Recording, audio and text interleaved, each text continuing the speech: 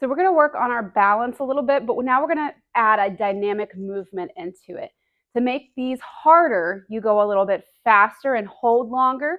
To make it easier, you go a little bit slower, and then you'll find that you won't have to, you can hold and it's a little bit easier. So we want to work on our forward and backwards momentum. So if I'm working with my right leg, say that's the affected leg, what I'm going to do is I'm going to step forward, accept the weight, and try to balance. Woo!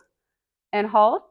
And then I'm also going to do one where I step back, accept my weight, and balance for a few seconds. Wait till you get your balance, and then relax. So again, if we're going to do this, we're going to step forward, accept the weight, balance, and then we're going to do a quick step backwards, accept the weight, and balance.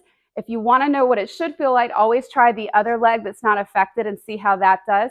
Remember, sometimes there's a dominance factor as well, as far as if your right leg is your stronger leg, but it's the affected.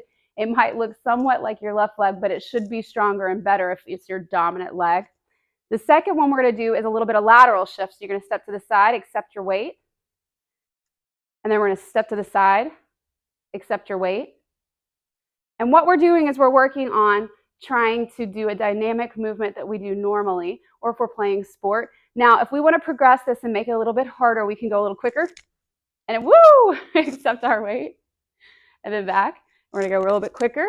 Almost like you're doing a slight hop, but I don't want you quite jumping yet. You need to wait for permission from your therapist before you do any jumping. We can also do that to the forward and the backward part. We can go a little bit of a quick, hold, and back. Then we can go up backwards, hold, and back. When you're doing your backwards motion, you need to make sure that you do have permission to do that if you have an ankle injury, because we do step back and we should go accept the weight on the ball of our foot and then to our heel. But if you have some sort of a sprain in your ankle, sometimes that's the motion that probably sprained it, so we need to be a little bit more gentle and careful on that.